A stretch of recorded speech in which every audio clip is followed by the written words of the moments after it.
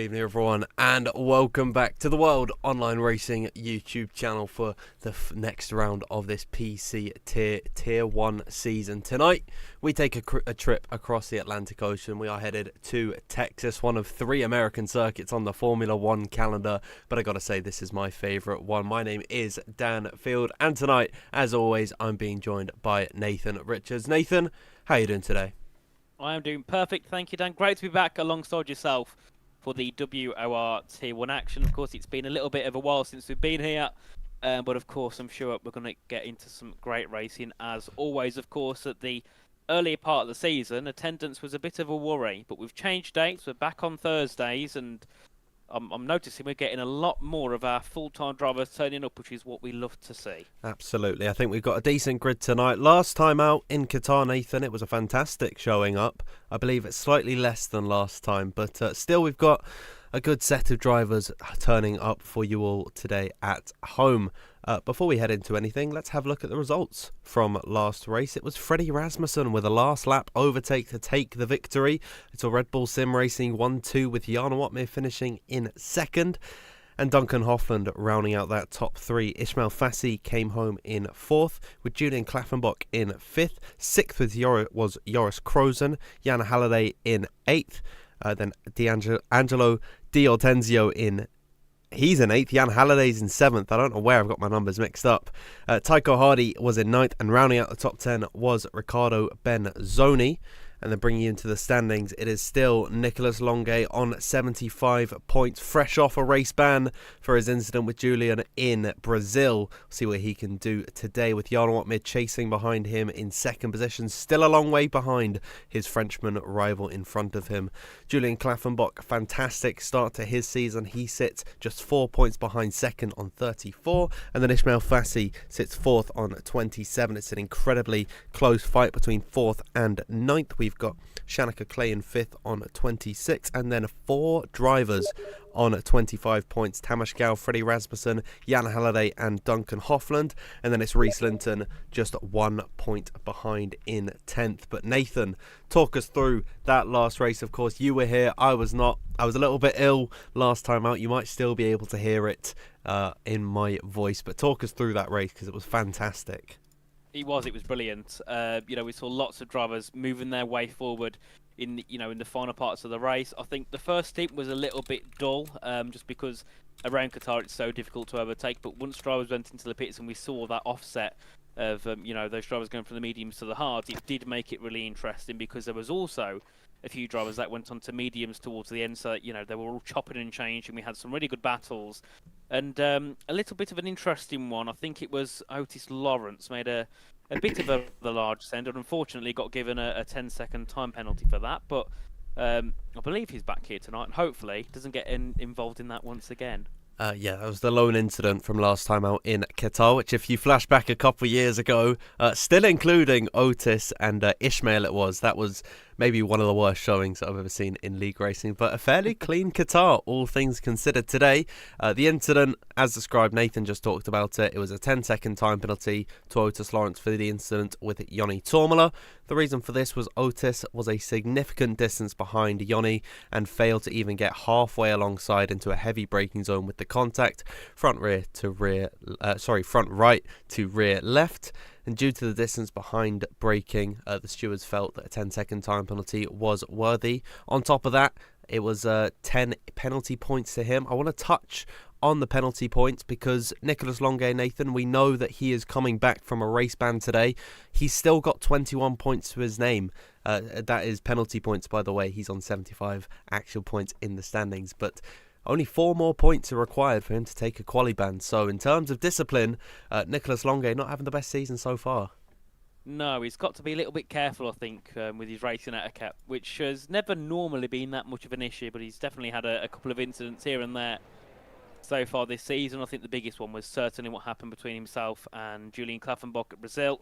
Of course, many penalty points for that, of course, took that race ban, and, not that far from another one. But I think with the points gap he's got so far, it's not the biggest worry for Nicolas, because some of the the big heavy hitters in the championship didn't take that many points over him last time out in Qatar. And of course, as we saw on the standing screen earlier on, there's only 14 points separating second to 10th. So tonight, there's a big chance for someone to jump up potentially 8, 9, even 10 positions in that championship. Absolutely, I think it's very hotly contested in and around that top 10. And if Nicholas Longe does have another poor result, and then the likes of Jan Ortmeier or Julian Klaffenbach have a good race today, then we could actually see a nice title fight on our hands.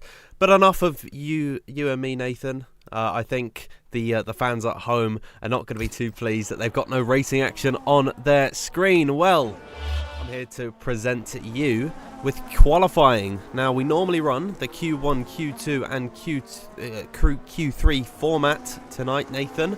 But today, we're switching it up. We're going with the short qualifying. Indeed, there's a few drivers that want to start from the back. I presume Reese Linton is one, being as he's already retired.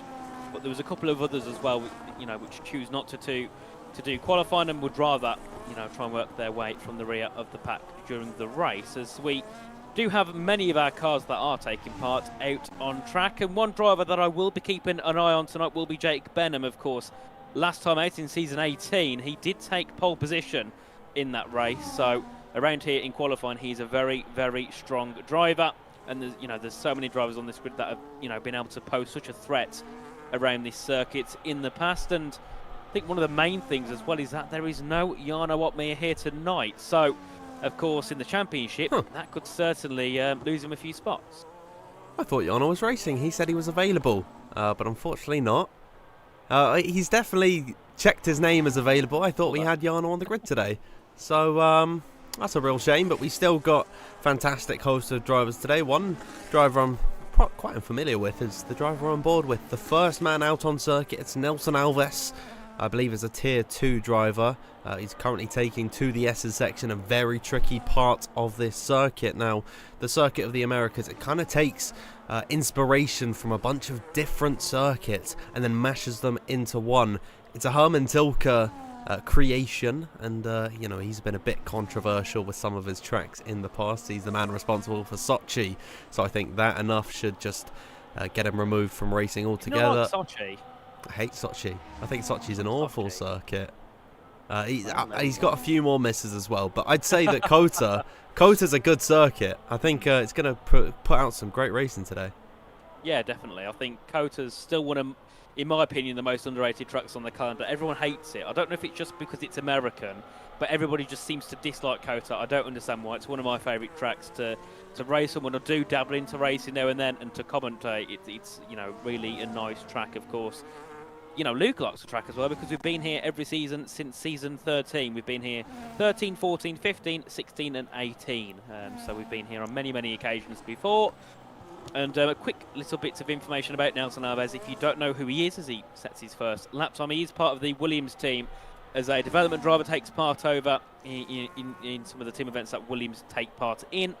And I'm hoping, gets a few more opportunities here in WOR Tier 1, and we've seen that with the likes of Leo Lund, Luca Rapazza, who over the last couple of months have really shot into WOR Tier 1 as Keen Goldendup goes quickest. Yeah, Keen Goldendup's another one who, on the last game, he sort of took the step up from Tier 2.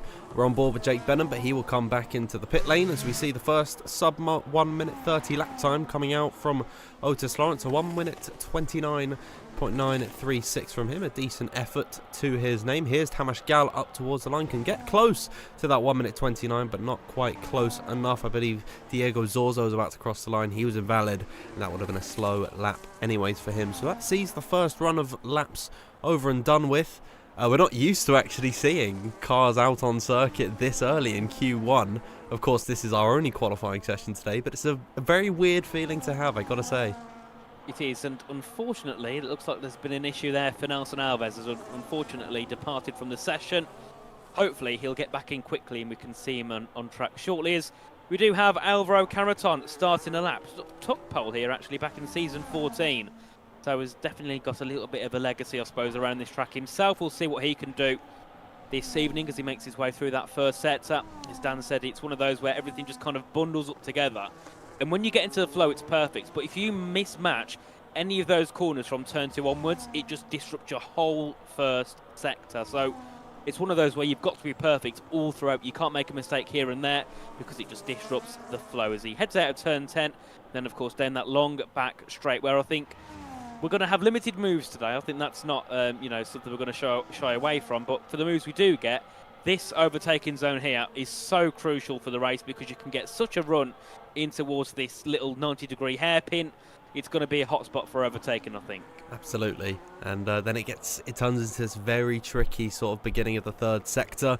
We see a lot of dive bombs through turn at number 15, and then sometimes there's some side-by-side action through the triple right-hander. I think the circuit really does flow nicely into itself, as here is Alvaro Carreton now through the final two corners. Be very careful on the exit here. It's very strict with the track limits, and off the exit of the final corner, we'll see what Alvaro Carreton can do.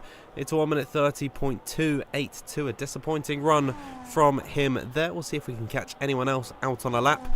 Joni Tormala in a very interesting brown and pink livery. He is on the hard tyres, interestingly enough, so we're not going to see him do a proper push lap. Neither Ismail Fassi. I'd imagine Zildrim, he'll come back into the pit lane, so plenty of drivers want to start at the back. I'd imagine this is going to be a pretty uneventful qualifying session. Yes, because Ismail Fassi is also on a set of the hards, so they're probably doing a little bit of practice here. And it's quite worrying if they haven't done any practice yet. And, hard tyres would suggest to me that they want to get some laps in.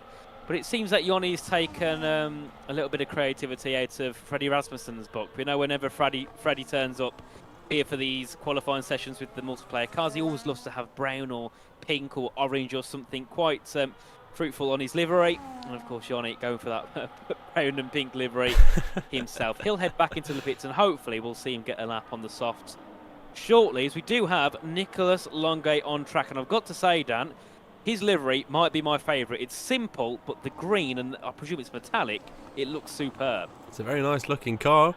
We'll catch him on his lap a little bit later on, but we've got Jack Pest on a lap at the minute. He is headed through the triple right-hander, properly pushing on this one. A former race winner here in WOR back in season 16 Spain. What a very difficult race that was for him to win. We'll see him head now through the final corner. And off the exit, we'll see what it is for Jack West. He'll be the second driver to get in the 1 minute 29s, just a few hundredths behind Otis Lawrence. A very nice lap time from him there.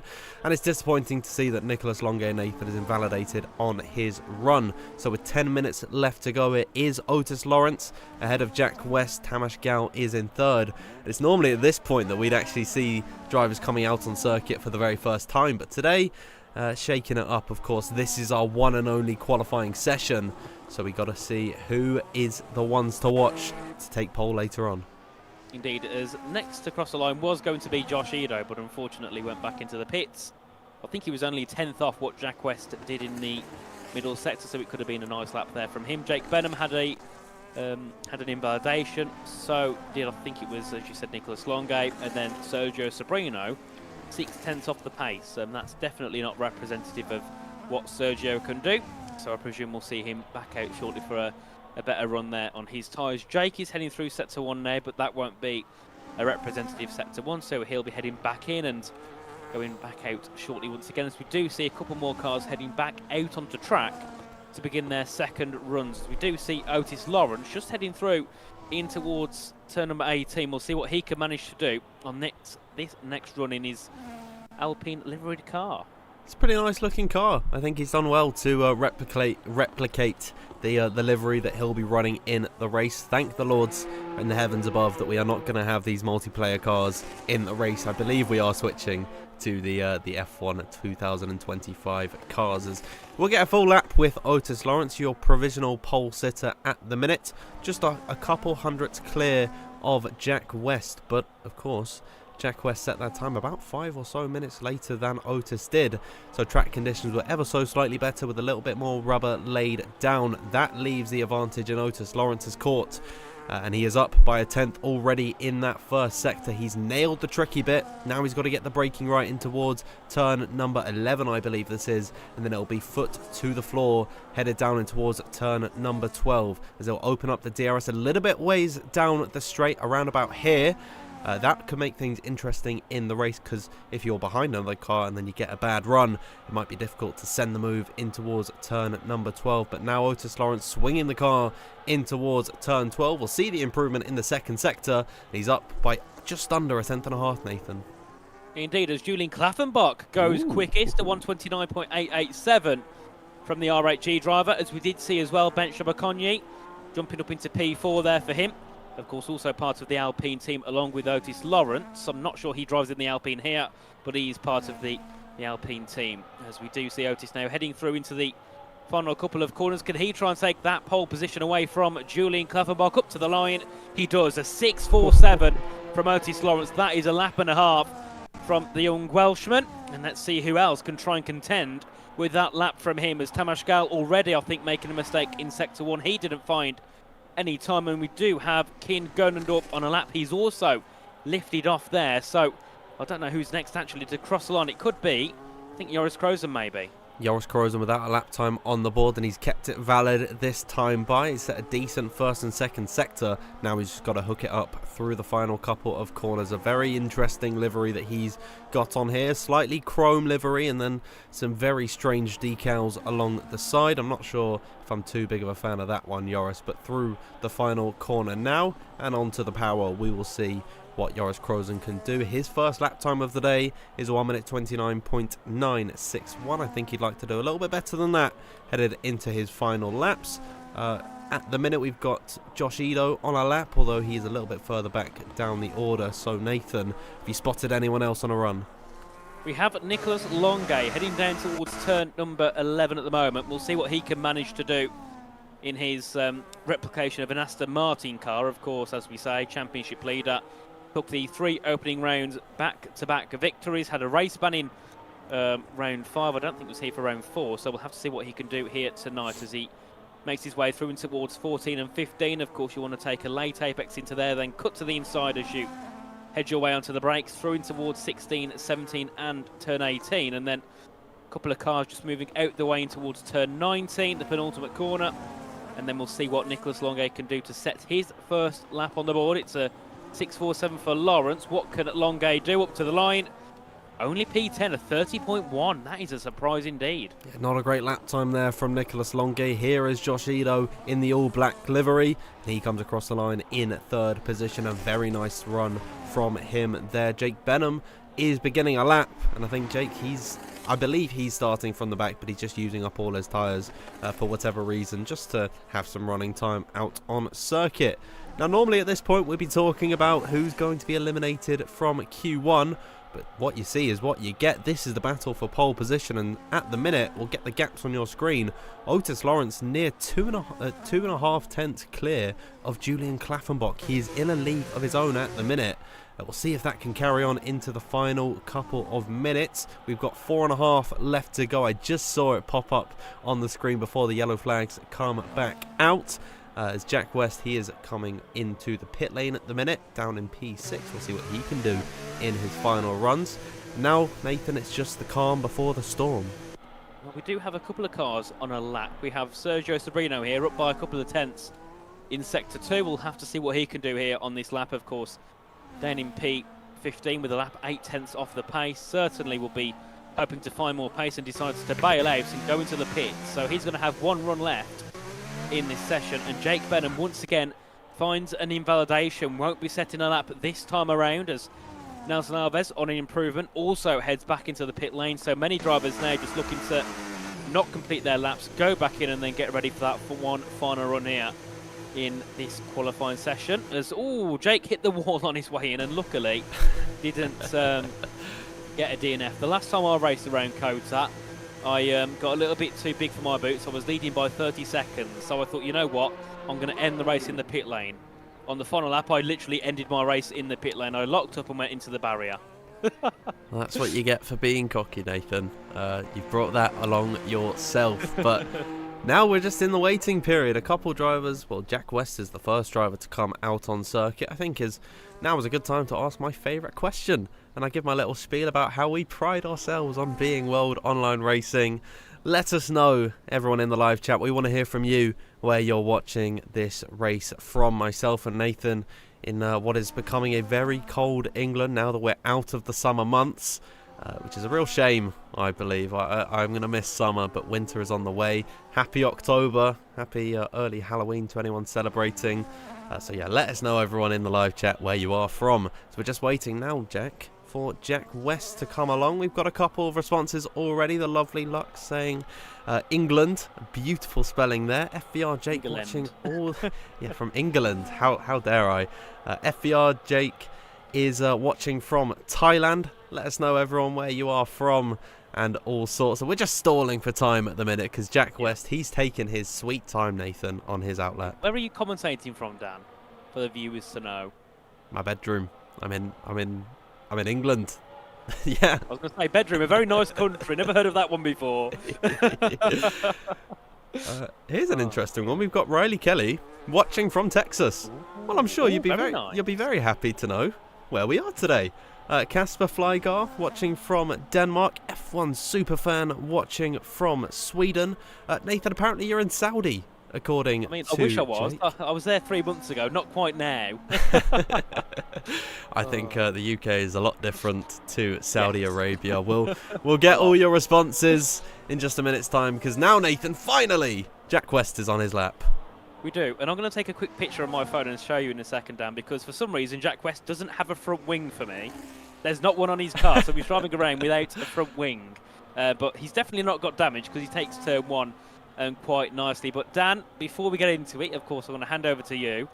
Before you go on to looking through the laps, who's going to take pole position, do you think? I might just go for the boring... No, I won't go for the boring option. I'll say Julian Klaffenbach will snatch it off of Otis. And Nathan, that leaves the floor wide open for you for who you think is going to take pole. Ulash is Ildrim. Oh, Jack West is retired. Yeah, he invalidated on his lap and then okay. just decided to give up there. Ulash Ildrim is the pick for Nathan, currently sitting in 5th, although he's invalidated on his lap as well, so that will be his day done. Who is behind Jack at the minute? We've got another black livery. I'm trying to scroll through because there's about 48 of them on circuit at the minute. Is it Luca Rapassa? No, is it Kian? It's Kian headed down that back straight.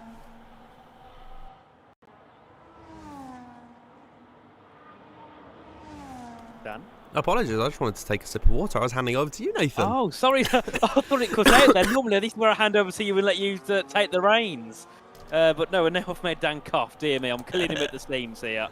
But no, Keane will be the first car to cross the line here at the end of qualifying. And I think he's been brilliant in qualifying recently, Keane. I'm hoping that he can hold on to a top 10 place here. I'm sure he will do, because he was up by a couple of tenths in Sector 2, I believe. Still a little bit poorly. Here comes Keane Golden up then through the final corner. We'll see what he can do. Currently in P10.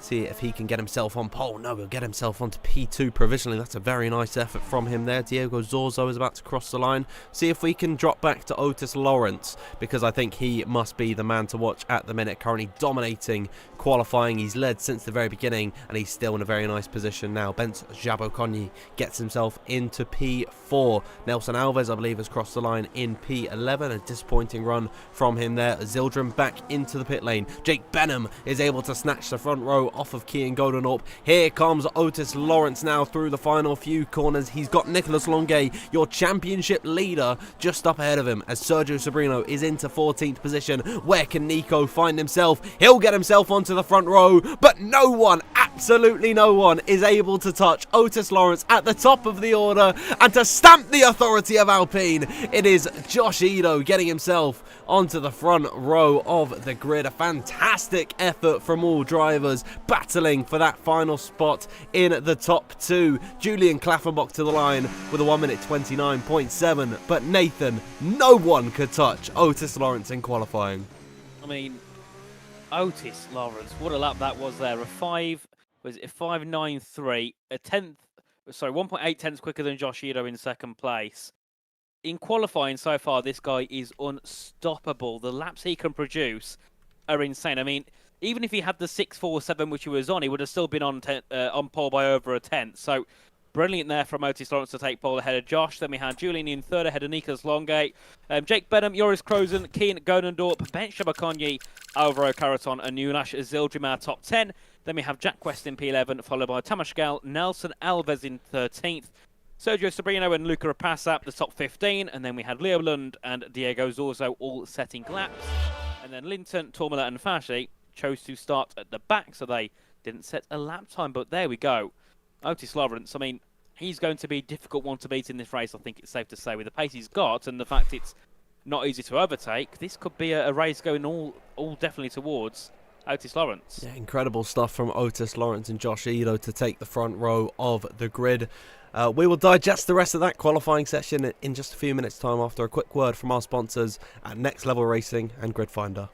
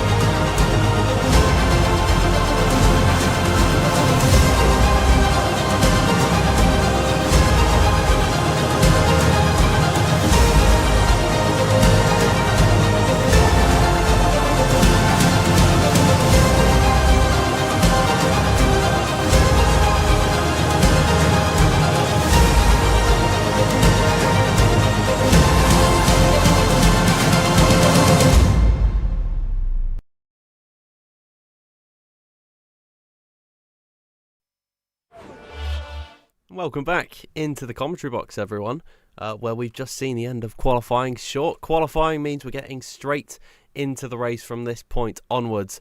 And how about that for a session? What a performance from Otis Lawrence to go nearly 2/10 clear of his nearest rival in Josh Edo, his teammate today, and his teammate in Alpine entirely. So a fantastic performance from those guys.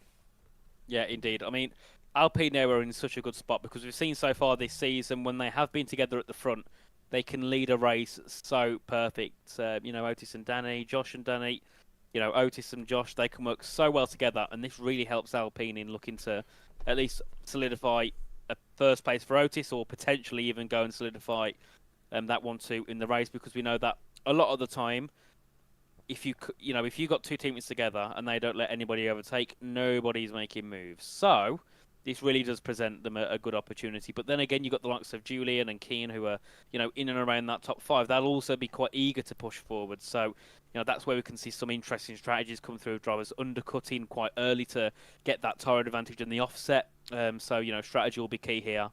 But no, I expect a few cars to go for that undercut just to try and get a little bit further ahead, especially if the two Alpines work together, because if they do so, people undercut, that forces them as well to change their strategy and go into the pit lane. Yeah, and I think it's a good feeling if you're an Alpine fan, because it's been quite a while since they've been a competitive force. I think you got to go all the way back to their Renault days when Jan Watmir debuted in 2019, I believe it was. He debuted, of course, with the Renault Sport F1 esports team, but it's been a while since they've been at the front, and they've really done well to build this team. I remember a Nathan Targ LinkedIn post about off seasons are all about building, and boy did we build. They've built absolutely fantastically. So it's a good feeling if you're an Alpine fan, but still there's some good competition in and around them. Nicolas Longuet, your championship leader, coming fresh off a race ban last time out in Qatar for his incident with Julian in Brazil.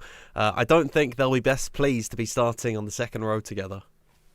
No, that's going to be interesting with Nicholas there. He's going to be pushing hard and, I think, especially because it's Julian, those two, they're going to have a bit of a rivalry. They want to beat each other. They don't want the other one to beat them. So, Turn 1 could be quite chaotic between those two. But I think as well, this is a big season itself for Nicolas Longuet because, of course, he departed the Ferrari team last season. Currently, as what we know, at least publicly, isn't in any sort of team at all. So, he at the moment is trying to prove to other teams, right, you know what, I deserve a spot here for the upcoming F1 Sim Racing Championship. So he's got to keep himself clean for that sake. If he goes round still just getting annoyed and boom, smashing into people, teams will be thinking, oh, we don't want someone who's a little bit hot-headed.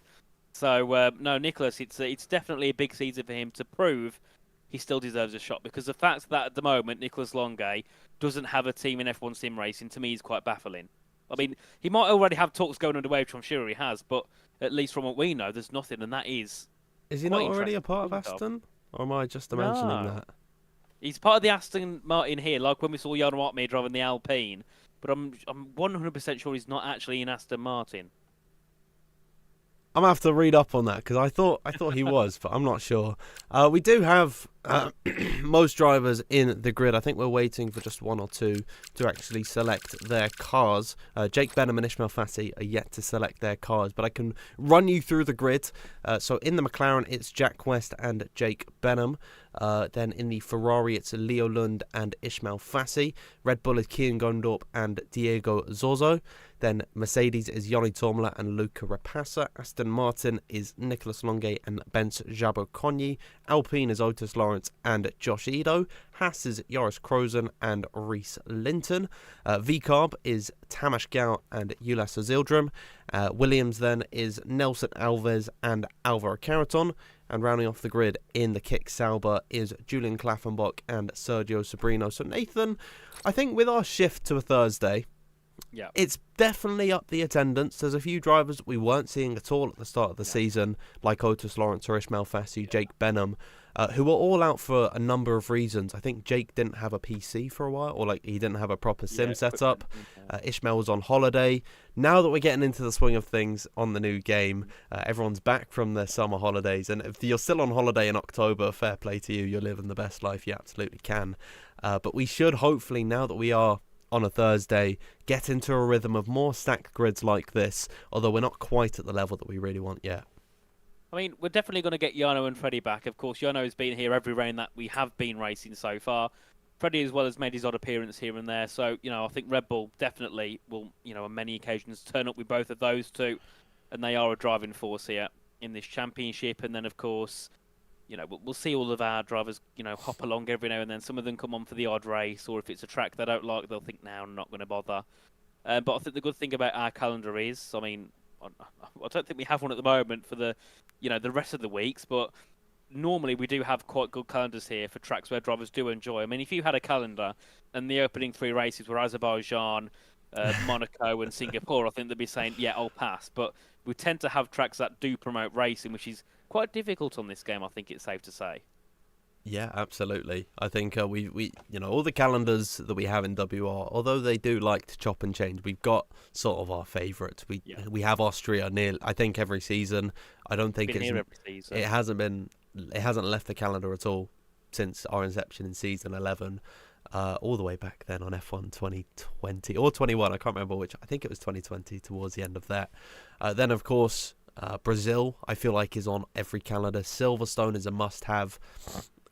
We've got today Texas. There, you know, we always come to the circuits like that, which are really good for racing. Although I would like to see what happens at Azerbaijan or Singapore. I actually do quite like Singapore, but Azerbaijan certainly is one that we never ever see here.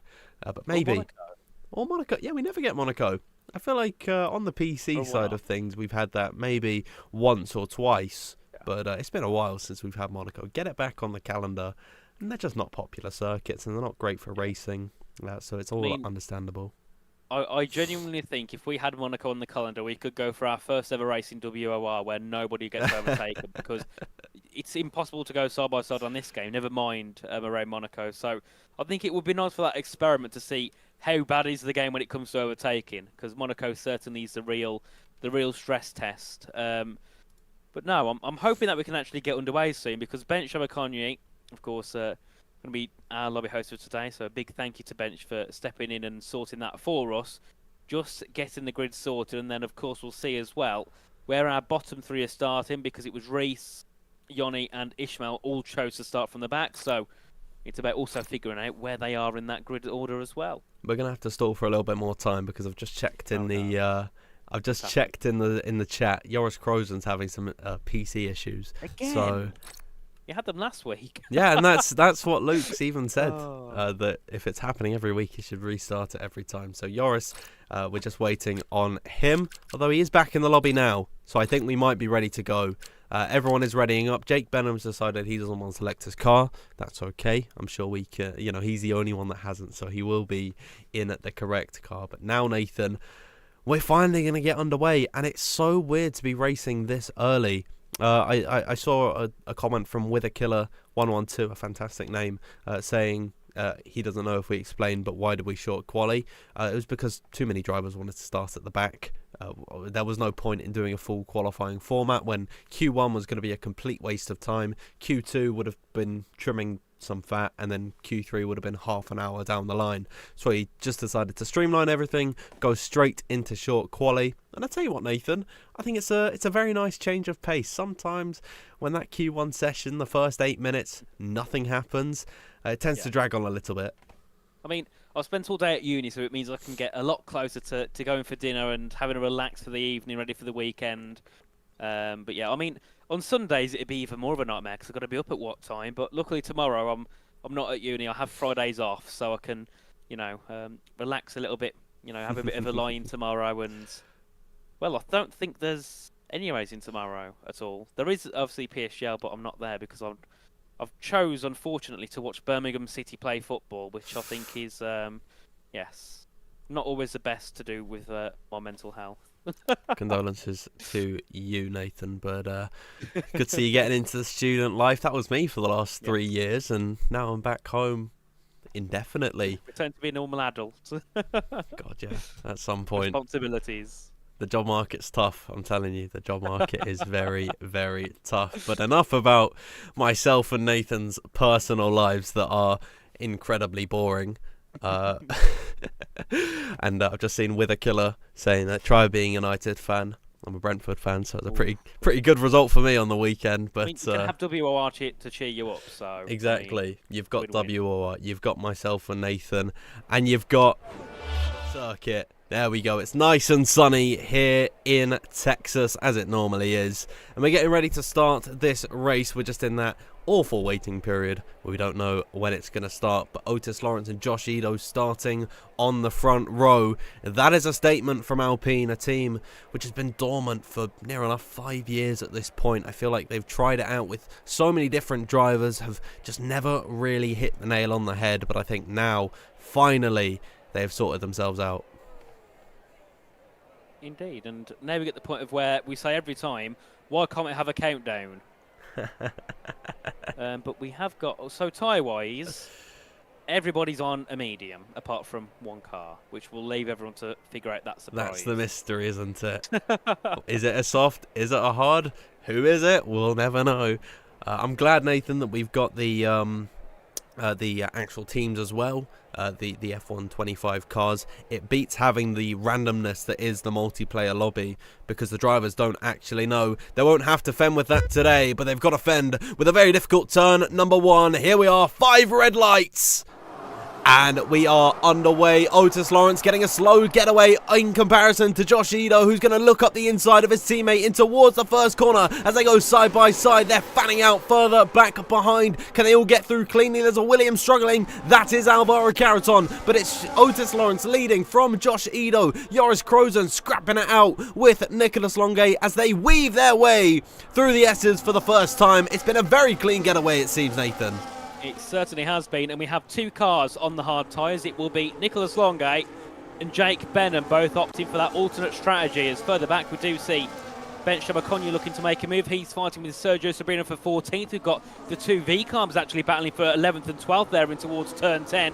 As all the cars go fining in, I think somebody's took damage. We've got 3 wide further back as well between a few cars, but then looking further ahead as well, there's Battles everywhere as Jack West is looking to get ahead of his teammate of Jake Benham down towards turn 11. We'll see him go up the inside and get that move done, and up to P5 for Jack West. Brilliant move. Yeah, Jack West on the medium tyres, able to get through on his teammate. We saw Jake Benham dive right up the inside of Nicholas Longay, and that punched a hole in the air for Jack West to follow on through, as now there's a little bit of contact between Nicholas Longay and Kian Godonort going side by side through turn at number 15 on those hard tyres. Himself and Jake Benham, Nicholas Longay is going to struggle to get them up to temperature this early. They won't quite be in the working condition that they can be competitive with the mediums around them, but give it 5 or 6 laps and Jake Benham and Nicholas Longay should see themselves phase into this race very nicely. As we come to the end of the first lap, Otis Lawrence leading from Josh Edo. It is the absolute dream start for the Alpine duo.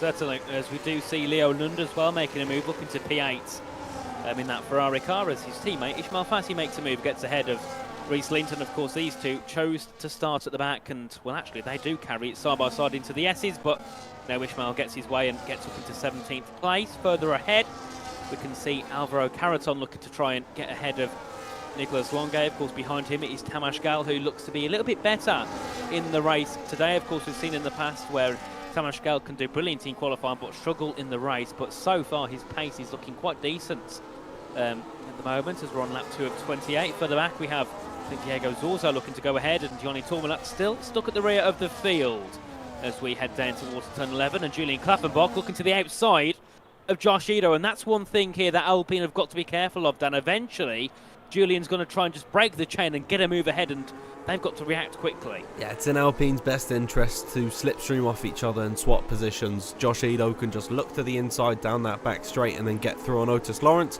and then Josh can repay the favour, headed down and towards turn at number 1, and Julian Klaffenbach really isn't going to have a say in that. But he's doing well to keep up with them. Joris Krozen struggling for pace early. He's about 5 tenths to the rear of Julian, who's about 6 tenths through the triple right-hander. As they come on to start lap number 3, Otis Lawrence still the quickest man out on circuit.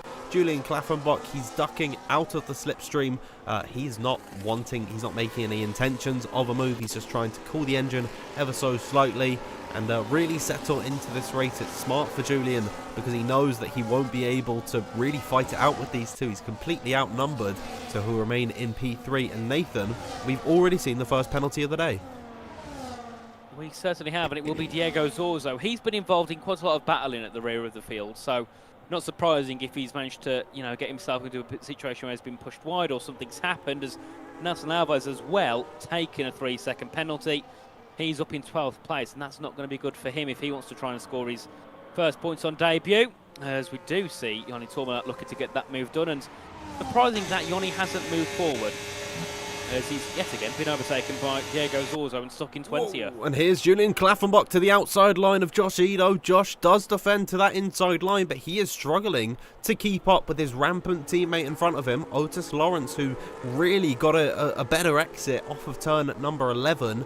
It was about 7 tenths Josh was behind his teammate, even in the slipstream and DRS. Julian had a real opportunity there, but Josh shut the door on him. That was a nice bit of defensive driving. Here's some more battling between Ulash Ozildrim and Luca Rapassa. This has been a difficult start for Ulash. Let's actually get the position changes up on your screen. Ulash down by 3 places. Ben Shabakonyi has lost 8. And in terms of the big movers so far, Jack West up 6 places, Leo Lund up 8, Nathan.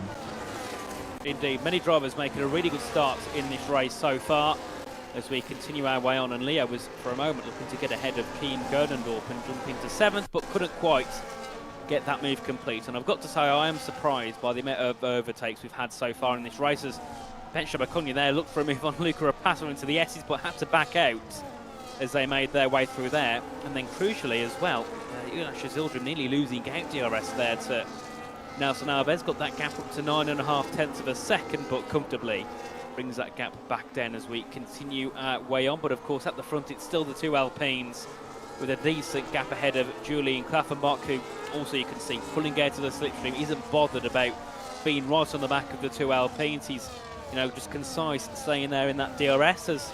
And further back it's Joris Krozen in 4th, and Jack West, a brilliant job, sits in P5. And I think the key thing for Jack was, and he's proven it, is you can make moves at the start of the race, but as soon as you make those moves on the first 2 laps, you do get halted in your position. And I think it's been a fantastic start for Jack West. He's seen himself now up into the top 5, well and truly within the DRS train, and in fact, everyone is in the DRS train. So it's been a really good start to this race from Jack West. The same goes for Leo Lund. He's making his jump to Tier 1 for the first time on this F1 25 game. He's been absolutely fantastic, really impressive so far in season 21. I feel like this happens every single year where we get a crop of Tier 2 drivers coming up to fight in Tier 1 when they're just filling in as reserves. We've seen it with the likes of Julian Klappenbach, Joris Krozen, Tamas Gall a good few years ago at this point. There really is a nice line of progression that these drivers take, and they work their way up through the tiers. And the likes of Leo Lund and Nelson Alves, Diego Zorzo competing tonight, Nathan, that's got to give a lot of hope to league races out there. Yeah, certainly. I think it's, we do see that every game. There'll be 4, 5, maybe 6 drivers that go from Tier 2, and all of a sudden they've got that Tier 1 pace. They charge their way through the field, and that is good for the likes of Leo and Luca. I think, definitely drivers that should be looking at esports seats in the future. Of course, Leo Lund did recently join McLaren. Luca Rapace yet to find a dev seat, but I'm not sure how he hasn't landed one, because he's been superb so far on this F1 25 game, as we do see Leo Lund actually trying to get ahead of Keed Godendorp once again, but just can't quite find that move, and still stuck in 8th place as we continue our way on. And Leo there, you can see, just taking a bit of an unoptimal line, but I think he's trying to scare Keen ahead to be making a mistake. I think Leo knows that he's got the pace at the minute. He's right behind Kian. He's been sort of applying the pressure for a while, and Kian is now getting stuck behind Jake Benham, who maybe isn't quite fully acclimated on his hard tyres at the minute, pushing him ever so slightly back into Leo Lund. We'll just have to wait and see, as we're already seeing the first pit stops. Wow, after 5 laps of racing, 3 drivers are into the pit lane. It's Fassi, Sabrino and Zorzo all into the box. That is an incredibly early stop. Now they're, I'd imagine, yeah, absolutely, strapping on a set of the hard compounder tyres and going to the end, it seems. Indeed they are, so very early, but of course drivers want to go for that undercut here in this race. Of course, at this point, this is where the crossover point begins. The hards will become quicker than the mediums. So they pit nice and early, get that undercut out of the way, and then, of course, at the end of the race, it means they have to defend. But at this point here, this is where they can make moves and potentially even launch themselves into the top 10. We've seen that happen before, especially with somebody like Ismail Fassi, who can get the best out of a bad situation. I definitely think with his undercut, if he has good pace, he can probably come home with the top 10, I think, here. Absolutely. Time will tell. It's only lap number 6 of 28. Still everything to play for. And they haven't really changed for quite a while at the front of the order since that first lap. Otis, Josh and Julian, they are running the way that they started. Of course, Nico has dropped from 4th all the way down into 9th position now, but of course he started on the hard compound of tyre. We should see him phase very nicely into the race soon. And Jack West is getting quite close to the rear of Joris Krozen. Could we start to see an attack from Jack West headed down the main straight? Let's ride on board with the Welshman, the McLaren dev driver. If he can get the DRS open and get a good exit in comparison to Joris, he can go for the move. But unfortunately for Jack, he isn't really quick off the exit of that final corner. Joris Krozen will live to fight another day, but Jack has a go anyways. He had a little look up the inside, but nothing going there. Not just yet there for Jack West, but I'm sure he's going to keep pushing on as this race continues on, as Alvaro Caraton enters the pit lane. Where does he come out compared to Ismail Fassi is a question as they head back up to turn 1. Alvaro should be comfortably ahead, but Ismail won't be that far behind, of course. That turn 1 line, when you do come out to the pits, is a little bit compromised for yourself, and Alvaro comes out 1.8 seconds ahead of Ismail Fassi. So that has worked nicely there for Alvaro to come out ahead of those that pitted earlier on in this race. But I'm sure now the fact that Alvaro has pitted, some of the cars in and around the top 10 will have to come in themselves to, to not lose out to those on that undercut strategy. As we head back down towards turn 11, all the cars weaving out of that slipstream to not overheat the engines, of course. I'm sure it's about 100 and No, 133 degrees. After that, your engine does lose power, and that is, well, not ideal, I think it's safe to say. Yeah, I think especially down the main straight, you want to have all the power in your engine. That goes without saying. You don't need to be an F1 expert to understand that, and you don't need to be an F1 expert to know that Josh Ito has lost DRS. He's 1.2 seconds behind Julian Klaffenbach. Could we see a stop coming out here from the Welshman? I believe he has, and Julian will follow him in. Will Joris as well? Yes, he will. Jack West opting to stay out. Leo Lund and just Leo Lund, but Jake Benham also staying out, as well as Kian Goldendorp, Nicholas Longe, Tamas Gal, everyone coming into the pit lane, but it seems like it's sort of split 50-50. This will leave Otis Lawrence now in a land of his own. He's 2.8 seconds clear of Jack West at the minute in P2, but I think, Nathan, that was the absolute right call for Josh Ito to come to the pit there. He was really struggling to keep pace with Otis. Yeah, he was, and of course, if that's the case and you start to struggle, just get in the pits. You know, it's not worth losing DRS and, you know, losing lots of time to the leaders. Just go in, get a new set of tyres on, and then try and push on from there. Of course, he's came out along with Julian Klaffenbach, so that will help those two when it comes to trading places if needs be. As Joni Tormela takes a 3-second penalty. Starting from the back, it hasn't been Joni's best race. Unfortunately, has made 0 moves in this race, and unfortunately has a penalty to his name as Jake Benham gets ahead of Jack West. I think that was, I wouldn't say coordinated, but I don't think there was a battle there at all from Jack. He knows that at this current moment Jake will be quicker on those hard tyres, so let him through, and I presume Jack will be in the pits either this lap or potentially next lap at the latest. Well, it was quite unfortunate for Jack West. All the drivers around him and in front of him that were giving him DRS just decided to come into the pit lane, so he lost all DRS. That was an easy overtake for Jake Benham. We've seen a move coming out from Leo Lund. He'll get himself through on Alvaro Caraton after Alvaro undercut him by just 1 lap. Leo now with the warmish hard tyres, he is able to get through on Alvaro, who does not have any DRS, and there comes Otis Lawrence into the pit lane. He's being followed through by Tamas Gal and Nelson Alves. That will leave Jack West, Kian Goldendorp, Ulash Zildrum, Luca Rapassa. Still a decent amount of medium tyre runners, Nathan, out on circuit now beginning lap number 9.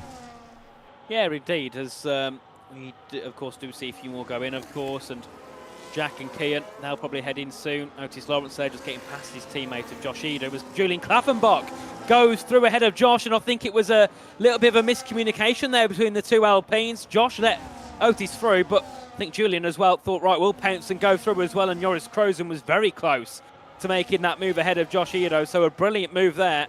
And of course, Julian Klaffenbach catching off the Alpines off guard, and that's something I said could happen, and Julian has made that work brilliantly, and now sits in net P2 of this race as Joris Krozen makes a bit of a late send on Josh Ito. It seems Josh just doesn't have the pace there in that car as he looks to pounce forward and look to get back ahead of Julian Klaffenbach.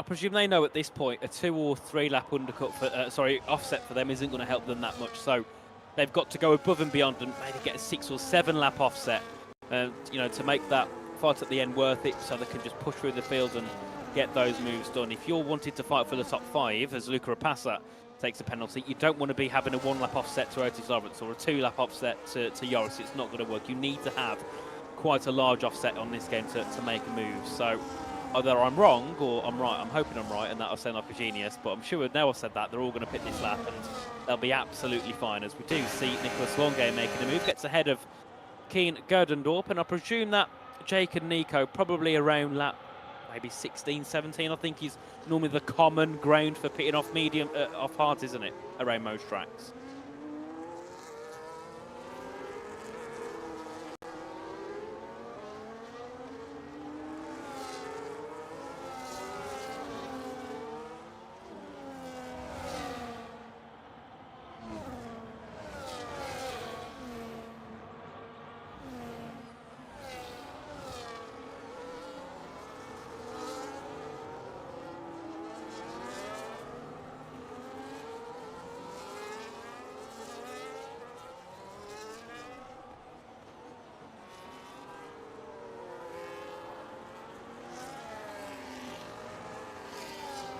Oh, Dan, you can't be heard on the stream apparently.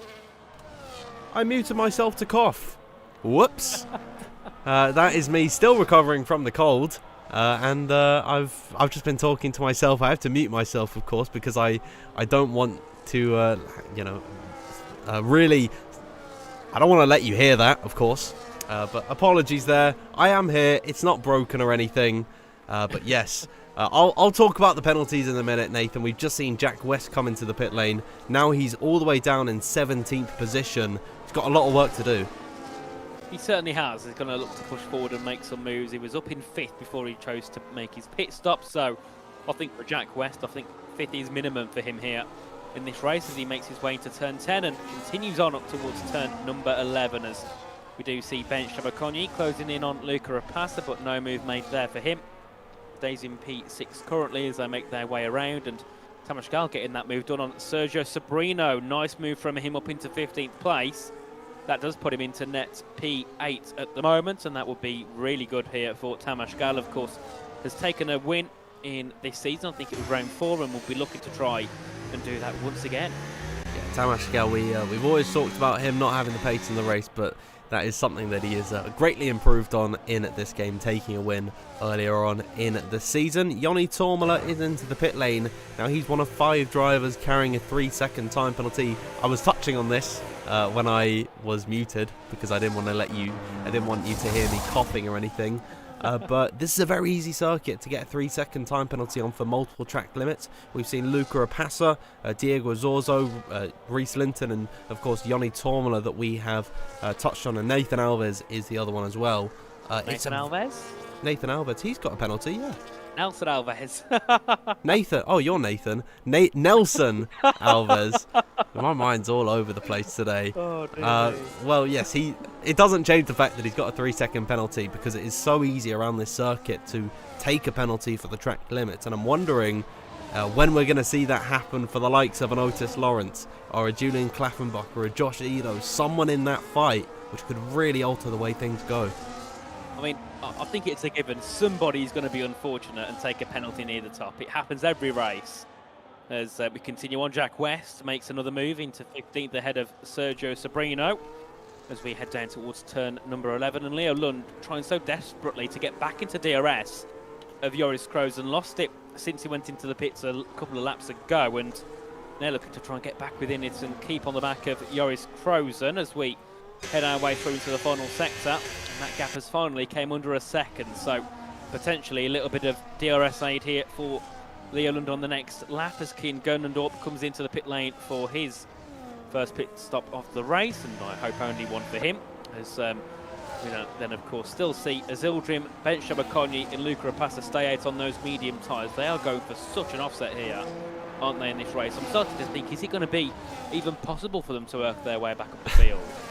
The Lion truly does not concern himself with optimal tyre strategy.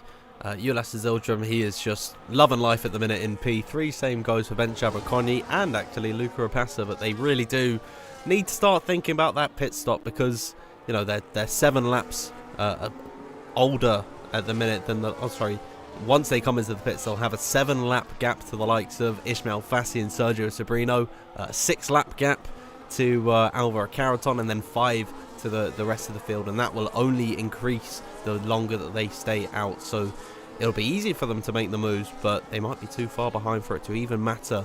In a massive DRS train is where you really want to be, and now they're actually being caught by the leaders at the minute. That goes for Luca Rapasa and Bence Jabakoni. Otis Lawrence on 8-lap fresher tyres is right behind them, and this should be easy pickings for the young Welshman, as now down in towards turn number 15 Otis Lawrence will see himself through. And this is interesting because now Otis Lawrence has put a car in between himself and Julian Klaffenbach, and if Julian is going to struggle to get through on Bence Jabakoni, Otis Lawrence could stretch the advantage and really run away with this. Do remember that. Oh, never mind. I was going to say, do remember that Ben Shabakoni is part of Alpine. Never mind. He goes into the pits, doesn't give us any entertainment. And we continue on as Luca and Bench head into the pit lane. So now that means, well, actually, it did cost Julian time because he's lost a second to Otis Lawrence there.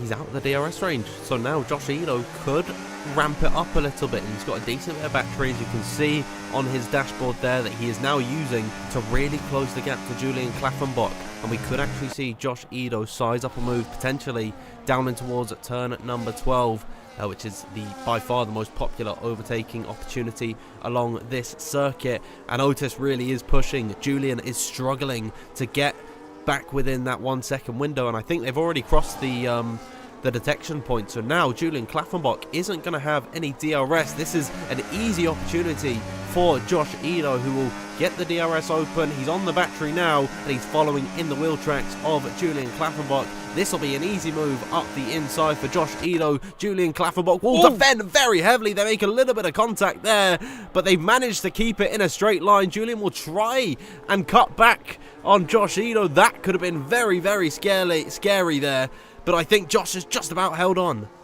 He certainly has, and Julian there for a moment was going to go to the inside.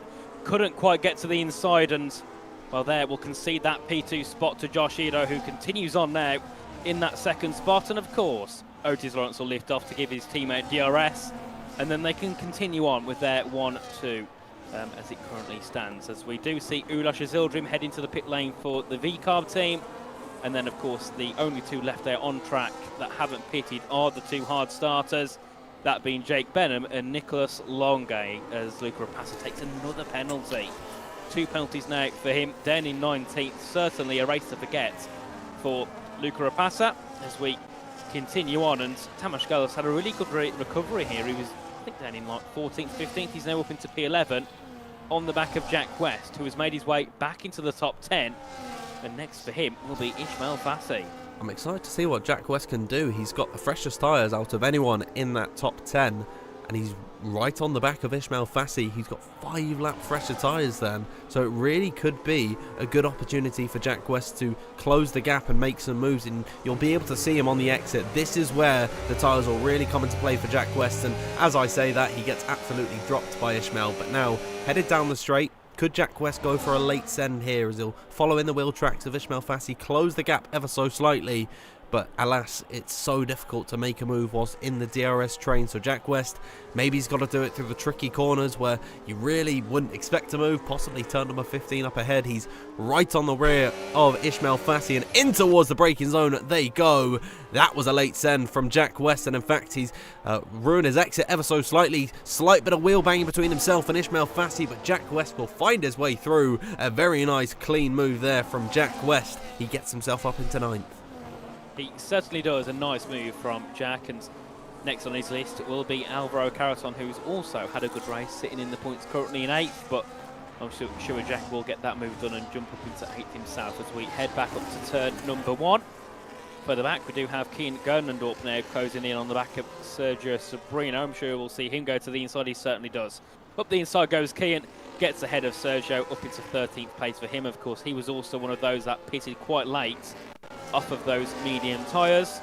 As then we look further ahead, and still once again Josh Ito keeping nicely onto the back of his teammates, and Julian Klaffenbach I think yet again concise with staying back in third. He knows at the moment there's no point fighting and trying to get ahead, so he's 6th in third place for now and just continues on behind Josh Ito. Absolutely, this race really is panning out quite nicely for Alpine, isn't it? And it was a great bit of team play from them a couple of laps ago, and Julian Klaffenbach really has let off in this race. He's still close to the rear of Josh Ito. He's still in the fight, but he is not pushing as hard as he was. He'll be feeling hard done by what happened with Ben Chabaconyi slightly getting in the way, and then Josh Ito easily able to go up the inside. But still, there's plenty of racing left to be had, as we'll check further back in the pack. I think we've missed all the overtaking there, and now Jack West cut and paste. He's done it 1 lap later on Alvaro Caraton. Of course, Ismail Fassi's former teammate and fellow countryman. Jack West has pulled the exact same move on him. Now up into P8 as Jake Benham, Nathan, is into the pit lane, and it will be for a set of the medium tyres. It certainly will be, as we'll see what Jake can do now. Of course, he'll be flying on those tyres now, as we do see Ismail Fassi as well back in once again. Go for the 2-stop here is Ismail Fassi. What will it be for him? Another set of hard. So medium hard here for Ismail. But then again, being as it did start at the back, I presume this was just a strategy test. Try something different to see if it can work. Yeah, it's all useful data with the upcoming F1 sim racing season. That should be held over the winter once we are finished with our PC Tier 1 season. So Ismail Fassi effectively out of this race, but he is still looking to extract everything from the strategy, get all the data that he can for his team. So fair enough, he's into the pit lane, but I think Jake Benham's still with a very decent opportunity to make something happen. He's on the back of Reese Linton in towards turn number 11, down in 13th position, but on a fresh set of the medium tyres. Watch out for both of the McLaren boys heading into the final part of this race. There he goes, up into 12th position. Jake Benham, that's one crossed off the list. We'll see how high he can get. Certainly, as we continue our way on, and of course something that should help Jake Burnham now is that the fact that Nelson Alves has lost the DRS as Jack West goes ahead of Leo Lund, and I don't think Leo fought that at all. As into 6th place goes Jack. What a race this has been by him so far. His pace has been brilliant in this race, and next will be Joris Krozen for Jack West to fight, and yet again he looks really quick on these tyres.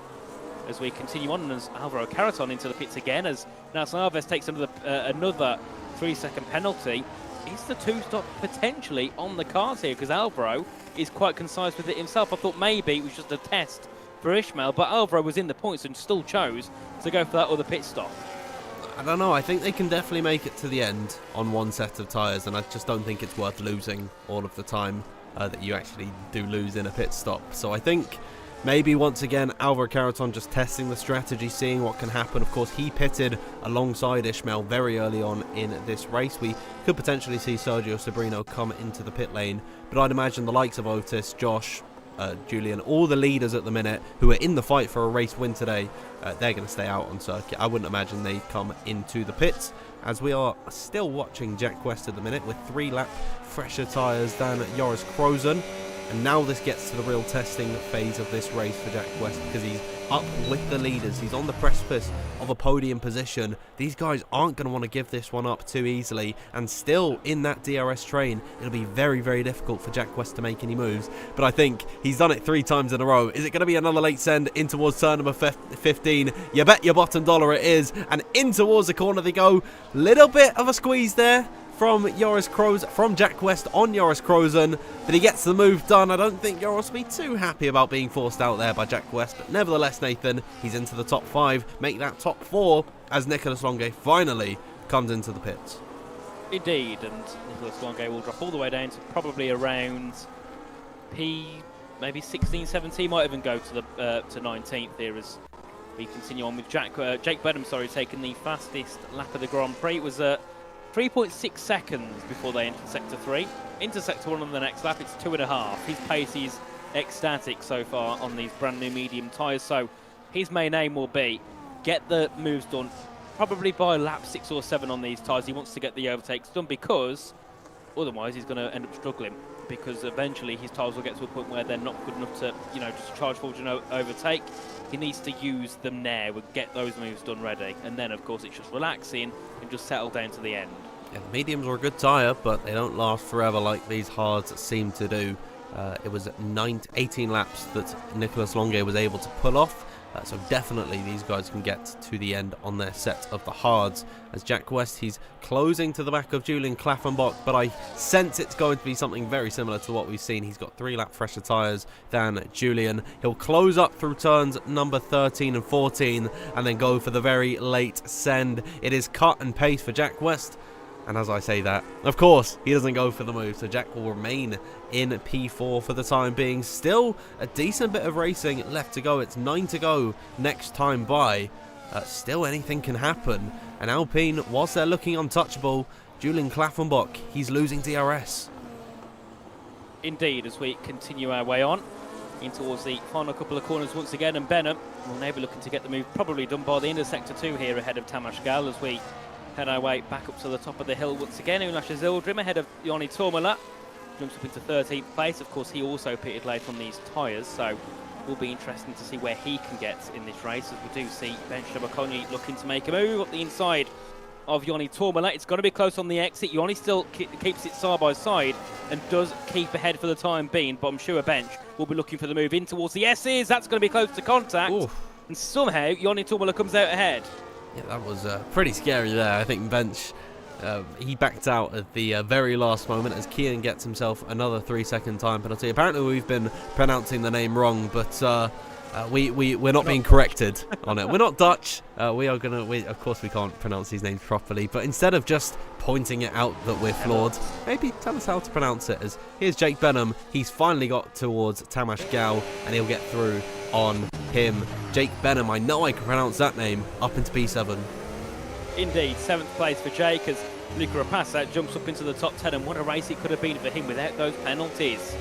As we continue our way on, Nicholas Longue gets past his teammate Ben Shavakonyi, and Jake Benham again, another move made, this time ahead of Leo Lund and into 6th place. I mean, it won't be that long, and I think he'll be fighting for the podium here. I genuinely do. Absolutely. Because his pace is really good. Absolutely, he is well and truly in this fight, as is Jack West, who is even closer to Julian Klaffenbach this time by getting the DRS open. It's still going to be very, very difficult to make this move, but his gap to Julian is half of what it is to Josh in front of him, so Jack West will get close, but not quite close enough. He'll try and set up a move, I'd imagine, in towards turn number 12, failing that. The ever-faithful turn at number 15. Meanwhile, Jake Benham in P6 is breathing down the neck of Joris Krozen, and then we can oh dear. Oh dear, Nathan. You said it. You said it would happen. Yep. Josh Edo. Oh dear. What a shame for Josh. I mean, it is a worse situation, isn't it? Because, you know, once he's got one penalty, this is where you start to make mistakes, so you start to get frustrated with yourself. As into 5th goes Jake Benham ahead of Joris Krozen. Oh dear. And Jack West on for a potential podium spot, but as much as I'd like to say that will last, I don't think it will, because Jake Benham is absolutely flying and might even get the move done into turn 11. And Jack let off. He's now 9/10 to the rear of Julian Klaffenbach. So Jack West just decided, yep, you go on through, Jake. And maybe he can punch a hole in the air for him, like we saw actually on lap number 1, with Jake Benham sending it up the inside of Nicholas Longue, and then Jack West just following the line that Jake took. So possibly this is some good team play from the McLaren duo. Of course, I forgot to just combine their names. Jake Benham, he is a full-time F1 sim racing driver for McLaren, just joining them this season, I believe. And then Jack West, former Ferrari dev, now jumping ship to the Papaya team. He's a development driver for McLaren. So still there is an opportunity for Jack West to get on the podium, but it is Jake Benham on his medium tyres. Getting to a point, Nathan, now they're 5 laps old. They're going to start to fall off ever so slightly, but I think he'll still definitely have the advantage on the hard runners. Yeah, certainly. I mean, I think for a start, you're having a 9-lap offset is brilliant, but then also being on a softer compound makes it 10 times better. As Nicholas Longue jumps up into 12th place. And I mean, if Jake Benham can do what he's done on 5-lap old tyres, never mind Nicholas on 2-lap younger tyres, he'll be flying through the field as well. As now comes pressure to Julian Klaffenbach, because Jake Benham is closing in. Into turn 10 they go, and you could just see how much he could just throw the car in, and the car just does what he wants it to do, whereas Julian has to force it in, and you have to, you know, not take as much speed through as you want to. As we head down towards turn 11, is it going to be a send here from Jake Benham? He's going to go for it, isn't he? Into turn 11, it's a late send by Jake Benham. A slight bit of contact. Off the road goes Julian. Behind Jake goes Julian, and into 3rd place for the McLaren driver. And I think, he knows that was a bit naughty, and he lets him through. I don't know. I don't think that was too bad of a move, to be honest with you. I think Jake Benham could have definitely kept that one. Julian wanted to go right back through, and there he is. Right back through. But I think that was a fair move, honestly. I think Julian maybe turned in a slight bit too early. But they've sorted it out. Julian went back through, and then Jake just retook the position straight away, so there shouldn't be any... No, the stewards... I don't think the stewards need to get involved for that one. But now, on lap number 23, we have got 6 laps left to go in this race. Jake Benham is in the DRS of Josh Edo, who already has a 3-second time penalty to his name. How will the team games play out for Alpine at the minute? They've sat 1 and 2 for nearly the entirety of this race, but Jake Benham looking to disrupt the party, as is Jack West, actually right behind Julian Klaffenbach. I think the McLarens could have a field day towards the end of this race. Indeed, as someone said, how do you pronounce Preschneider? I say Preschneider. I hope it's correct. Philip's in the chat, I think, so Hopefully I've said it right and we're not offending Philip, otherwise I feel bad for him for like the past 3 years. As we continue on, Jack West, very late onto the brakes into turn 10 and loses a tiny bit of time. And Nicholas Longay with a penalty. Now, that is not what he would have wanted on his bingo card. Real shame there for Nicholas, but I feel like it was a little too late for him. He's down in P12 where Jake Benham, they were on the same strategy. Jake pitted 2 laps earlier and he is in the fight for the win. Nico has got a lot of work to do as Josh Eder goes very defensive in towards turn number 15. Now Jake Benham on his medium tyres looking to send it in towards the triple right-hander as now the pair of them go wheel to wheel. This is a fantastic battle on lap number 23. So close to contact. Josh Eder holds his nerve and maintains the position and will defend the position in towards turn number 20. But Jake Benham, it's a textbook switchback getting onto the DRS and he will move into second position ahead of Josh. And now the battle is between Jake and Otis, 2 former Xbox pros, now onto the PC. Otis has led this race the entire time, Nathan. Jake is looking to steal it from him. Jack won't, because he's got a 3-second time penalty. Big shame there for Jack West to have a penalty so late on into the race when he's been driving so perfectly so far. And I mean, with the penalties all coming through, Luca Rapassa takes another penalty, 9 seconds for him. I mean, at the moment, Tamas Gal's on for P6. We've got Ismail Fassi, could be on for, what's that, 12, 11, 10, P8 potentially here for Ismail Fassi, depending on the gaps of those ahead. Many penalties out this race, and that's quite uncommon. We don't see this many penalties being given out, and if we do, they tend to just be those at the back, not those fighting for the top 10. I mean, it is a very difficult circuit to keep it on the circuit. There's so many opportunities to run wide, especially in that S's section as well. We see most of the penalties today. As now, Jake Benham has done very well to make his way up through the field on his medium tyres, and he has got just one man in front of him. Jack West, his teammate, sends it on Julian Klaffenbach in his very faithful turn at number 15. What a race this has been for Jack. Unfortunate with the 3-second penalty, but of course, the stewards couldn't get involved. That he could get that one removed and he could see himself onto the podium by the end of this race. We'll have to wait and see. As Jake Benham, he's close to Otis Lawrence, headed down in towards turn number 1. It's only a matter of time before these two will be locking horns, Nathan. Indeed, he's waiting to pounce, is Jake Benham, as we head into turn 1 as Ulash Azildrim looking to get ahead of Tamas Gal. Makes a move into 9th. He goes. A brilliant move there by the V-Carb driver to get past his V-Carb teammate. As through goes Nicholas Longay up into the top 10. But of course, a penalty for him might mean he will drop to, I think, 11th or 12th potentially. For him, not good at all. So needs a couple more positions made, does Nicholas, here to take some points away, especially considering he's got such a lead in the championship. He would love to be, extending it once again. But so far, it could prove to be a heavy task around Kota. As, of course, looking further ahead, we do see Tamas Gal under pressure again, and this time it's Luca Rapassa. And it looks like Tamas is just letting them through at this point. He's got way older tyres, and he just can't fight. He's not got the grip to fight with these guys. So Ismail Fassi will be closing in next. Absolutely, and Ismail Fassi pitted again. He's made 2 stops in this race. Could potentially be on for some points with all the penalties in front of him. So all things considered, it's actually been a pretty decent ride for Ismail Fassi, but it's been an even better one for Jake Benham, who is now in striking distance of Otis Lawrence, who has led this race from start to finish. 2 Dutchmen do battle further back behind. I'm not even going to try to pronounce their names anymore. It's Kian and Joris. They swap positions, but we keep all our eyes on Jake Benham, who has got the battery in check. He's got plenty of it to deploy, but I think he's going to just bide his time and wait for the final couple of laps. Although he's still following in the wheel tracks, he's closing in towards turn number 1, and no move given this time by. He's going to be waiting for that final lap. He certainly will be as we continue on. Nicholas Longay, another move ahead of Ulash Azildrim. A slight bit of contact as Nicholas is ghosted through turn 1 and 2. He's going to end up slotting back behind Ulash Azildrim, but he will not be happy as we force our way through. And he goes up the inside, and that's contact, and round goes Nicholas Longay. It's a good save, to be fair to him. Almost lost the car completely. He was sent into a half spin and has managed to hold on to it, but all the way down in 14th position. It really is all or nothing with Nicholas Longay.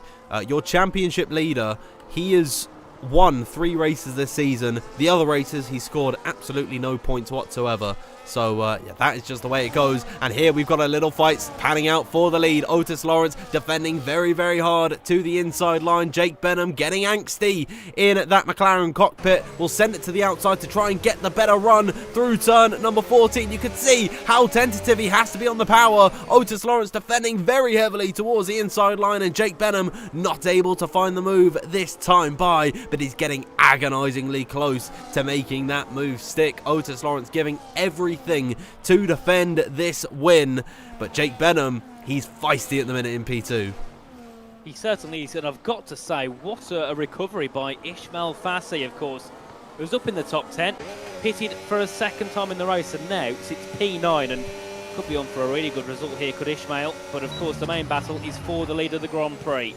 Otis Lawrence and Jake Benham are battling it out as Ismail Fassi does get ahead of Leo London, jumps into 8th. But of course Jake there wanted that lead. Otis would not give it him. And of course on the penultimate lap of the race, is Jake going to sit back, or is Jake going to pounce early and then attempt to just try and pull enough of a gap so that Otis can't re-overtake? Well, if you're Otis Lawrence, you just got to do that 2 more times, because that was some stoic defensive driving on Jake Benham there, from Otis Lawrence on Jake Benham. But still, Jake Benham, he is well within the DRS range of Otis Lawrence. We're on lap number 27 of 28, the penultimate run in this race. And here comes Jake Benham once more using the battery. Otis knows that he'll be on the attack, trying to break the toe, headed down and towards turn number 12. But it's inevitable at this point that Jake Benham has got a fantastic run. He sells in the dummy and goes to the outside line, and they bang wheels through turn number 12. Jake Benham nearly off the circuit, but he's kept his foot in there, and in towards turn number 13 and 14 they go. Jake Benham, has he finally got this move sorted out? Otis Lawrence still keeping it in there, and they make contact through turn number 15. Otis Lawrence all out of sorts through the corner and in towards a triple right-hander. This is fantastic battling here, but it's scrappy. It's not the clean driving that we want to see week in, week out, and Jake Benham remains in second position.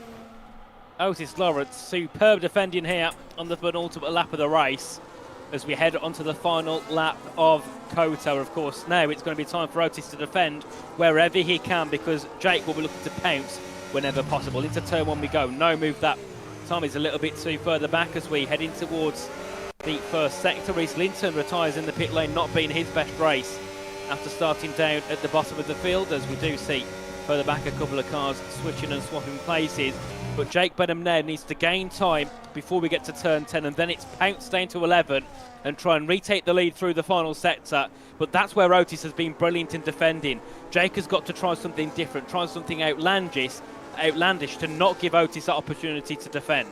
Well, here we go then. For the final time, they take the exit of turn number 11. Jake Benham, he is a little bit further back than he'd want to be, as Otis Lawrence once again weaves to break the toe. Maybe the stewards will have a little look at that defensive driving from Otis Lawrence as they approach turn number 12 for the final time in this race. Where will Jake Benham place his car? He'll take the racing line to get the optimal run in towards turn number 12 and 13. What will Jake Benham do? Sells a dummy once more, and Otis Lawrence shuts the door on him through the apex of the corner. Now what can Jake Benham do? Where can he find the opportunity? As off the exit of turn number 15, for the final time, Jake Benham with the run. They're making contact further back behind between Edo and West, as Jake Benham, he's agonizingly close, within a tenth of taking the win of this race. Otis Lawrence from pole to flag, will he take the victory? As through the final corner for the final time they go, it will be Otis Lawrence up towards the line. Jake Benham gave it everything that he could, but he remains in P2, and after the penalties are applied, Julian Klaffenbach ends up in P3. Ismail Fassi, a fantastic recovery into P4. Maybe that 2-stop strategy does work out indeed. But I think, Nathan, maybe, just maybe, the stewards will have a little look at that. I mean, I think Otis' defence was fine, genuinely. I genuinely don't see anything wrong with what Otis did at all. The chat disagree with me, but I mean, like, come on. We get racing and we moan. We get no racing and we moan. What do people want? I thought that was brilliant on those last couple of laps, and shoot me if you want, you know, fair play, but no, I thought that was brilliant. And of course, Otis Lawrence, brilliant defence to keep Jake behind, and I think it's because it's Otis. If it's somebody else in that position, they're not going to defend. They're not going to put that car in the perfect places that Otis did, And I think, he's the only reason he won that race, because if it was somebody else, Jake would have been straight through, see you later, I'm off. I'm not going to say anything. I think I'll just stay out of this one, to be honest with you. That was some interesting driving towards the end. I think they gave it their all, and that's what we're here for. But still, Otis Lawrence wins this race. I'd love to get an interview from both Otis and Jake to hear their side of the story. Julian Klaffenbach, a fantastic podium from him, by the way. He closes up the gap in the championship fantastically to Nicolas Longuet. And it's getting to a point where we actually could have a championship fight on our hands, which really didn't seem to be the case after the first 3 rounds of the season. My game isn't loading, so we're not going to have any running order that you can see. But you saw it at the end of the race. So we'll bring it in to the intermission screen. How about that for a race? I mean, my throat's absolutely killing me after my cold. I've just recovered, and I think I might have another couple days of a sore throat. But yeah, where do we start? I guess we got to start with the battle for the lead, because that was very interesting. It was, and I'm still going to stand by it. I thought it was brilliant. I love a bit of racing. We don't get enough of it, so when we actually get to see something, it's great for once, and it proves that there is still some hope in the F125 game. But yeah, I think, they went a bit far, but I wouldn't say it's dirty. I agree with people saying, "Oh, ban him, he's dirty, get a pen." No, over the top, but they were both over the top. That crosses it out. So, in my opinion, let them race, let them do what they need to do. But it was a really good race. Enjoyed that one towards the end. And of course, it'll be great to hear from Otis and Jake as well, to see what they thought, what their emotions were like on those final couple of laps. Because, believe me, the pressure those two were under, I wouldn't be able to hold myself. I'd be like, right, I've been hitting the wall. I'd be like, no, I can't. I'm gonna do something different a little bit here. Actually, I'll set the poll up in a second, but I think we should make use of the poll feature to get the chat's opinion on that defensive driving. We can get that in a moment's time. Let's bring in our first interviewee of the day. It is your P3 finisher, Julian Klaffenbach. Julian, how are you doing today? Hello, I'm doing good. Yeah, thank you. First and foremost, let's talk about your qualifying. P3, I believe it was. You started alongside Nicolas Longuet. You had your history in Brazil. How were you feeling about your lap? To be honest, my lap was not ideal at all. I was a 10th down after turn 1, usual turn 1 things. And then, yeah, I was doing pretty good in second and third sector. So, yeah, definitely didn't maximize that, but it was still enough for P3, so yeah, it's fine. And coming into the race, of course, we knew that the Alpine, they were 1 and 2. That was going to always be a very difficult fight from them. What was your strategy heading into the race, dealing with the partnership, such a strong link that Josh and Otis had? Yeah, it was. Obviously, it was going to get tricky, and we just wanted to go pit with one guy of them, like the earlier guy who goes into the pits. We will just go with him, we said. But then, obviously, with Josh holding me up and basically giving Otis the space, it was pretty easy for them. Even though Josh then locked up in turn 1 and I got P2. But yeah, I just got unlucky with the traffic there and also had to tire save, which Otis didn't have to do. So yeah, that was just not ideal. And I think just also very tricky to do for me to stay ahead of both of them, or at least one of them. Yeah, well, in the end, after all the penalties and all the drama, you ended up with another podium. Your championship rival at the minute, Nicolas Longuet, he's had 3 wins so far this season. It's another non-points finish. Are you feeling like there's a potential championship charge coming from you? Obviously, the season is still long. I think there are still 10, 11 races to go. And also with Jake dive bombing me like crazy, I think he's also maybe gonna get a pen. So we maybe have P2, and then obviously we need to see during the season. Also the attendance is quite interesting here. So yeah, we need to see how everything is gonna work out. But I'm definitely fighting for it if I have the chance to. Yeah, well, it was a fantastic race from you today, and after all the penalties, you take a podium in the end. That's all from me. Nathan, anything you want to say to Julian here? A big congratulations, Julian. Of course, coming from last game, you stepped up even better heading onto this game, and you've been taking podiums, left, right, and centre. So it's great to see that happen once again. And surely taking these podiums consistently gives you a lot of confidence heading throughout this season into into the next seasons as well. Yeah, I mean, obviously, and I think also, I mean, we're slowly going to esports if it happens. So these kind of things can definitely have a good impact on the seats and everything. So I think I'm doing great right now, and I'll just keep doing what I'm doing, and then we will see how everything is gonna work out. Yeah, certainly. But Julian, thanks for popping in for a chat. Great to have you in here with us, and hopefully we'll see you in the next rounds. Yep. Thank you, guys. Bye. Congratulations, Julian, for taking a podium. That is your P3 finisher. We move on to Jake Benham. He's waiting in the interview room, so we will drag in Jake. Jake, can you hear me? Yes. Right, so first and foremost, let's talk about the strategy that you pulled today. You went for the alternate strat, starting on the hards. What was the thinking behind that? To be honest, I don't know. It was a bit of a just have fun, try to go for something different. And it ended up working quite well. Didn't quite have enough in the end to beat Otis. Just the engine decided to be a literal like oven on the last few laps, and I couldn't get enough to get fully alongside into the braking zone. But yeah, it was fun either way, and battling was good. So yeah. Yeah, we were touching on the engine temps. I think 133 is when it starts to lose power. So I'd imagine that you were struggling quite a lot towards the end of that race. Yeah, I was whole time behind Otis on 140. Oh my goodness. Yeah. Well, that might have contributed to the last lap battle that we saw. There is quite a lot of divide in the YouTube chat. We've just run a poll about the defence.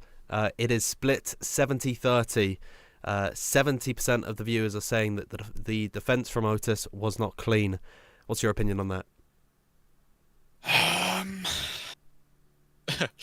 Well, I could say sit here and slander it.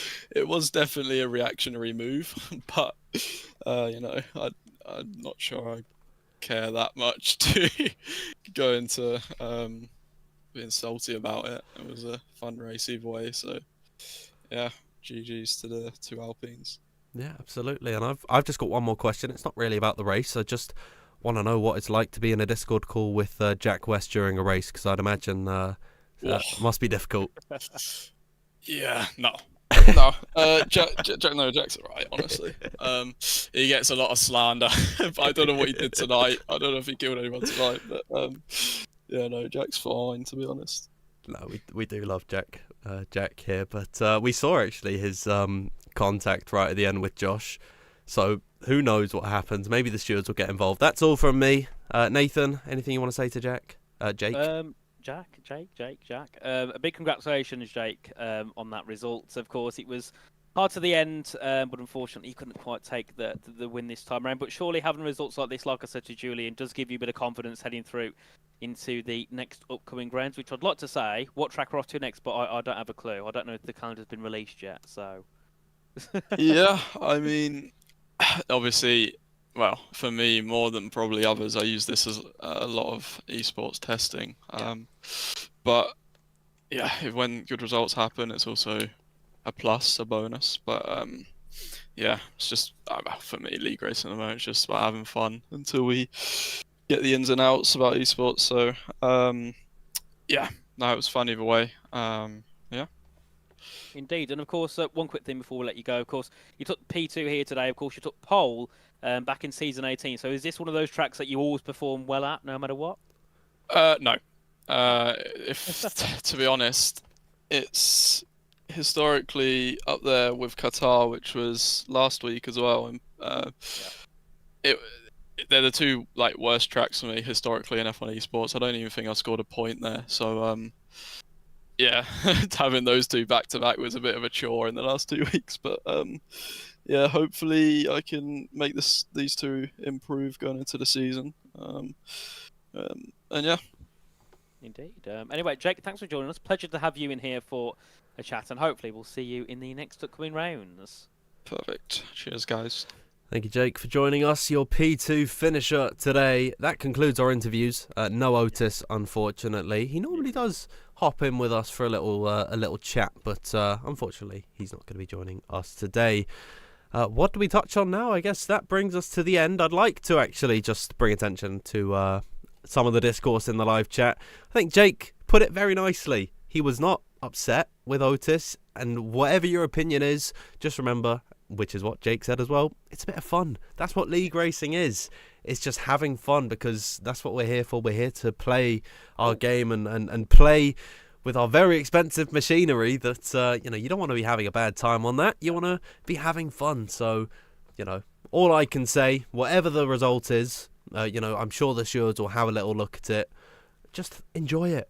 There was some very intense heart-racing battling in towards the last couple of laps there. It got a little bit heated at some points, but when doesn't it? It always happens here in WOR.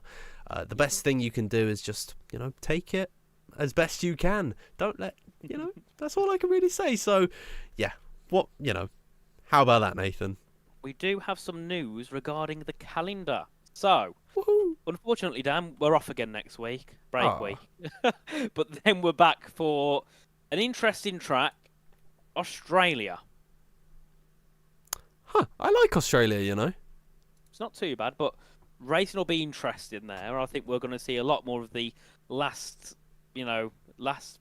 breaking moment lunges like what we saw today, because you've got to force yourself to make moves around there, haven't you? Yeah, you really do. But there's, 4 DRS zones around that circuit, so it'll be a very close race. Unfortunately, we're not here next week, so real shame. I'm going to miss everyone here on a Thursday night. I've thoroughly enjoyed it here today. Normally, I'll be rushing off to watch Red Zone at the minute. I absolutely love Red Zone on a Sunday night, but yeah, it's the NFL on Sky. It's brilliant. With Scott Hansen. We're going to the Octoparks. It's brilliant. But there's none of that today. We're on a Thursday, so maybe I'll go watch. I have no idea. I'll watch repeats of How I Met Your Mother, the best show of all time. So, yeah, I believe that is everything. Thank you all for tuning in with us today. We had the short qualifying. I think that worked out very well. And it was Otis Lawrence taking victory from pole position.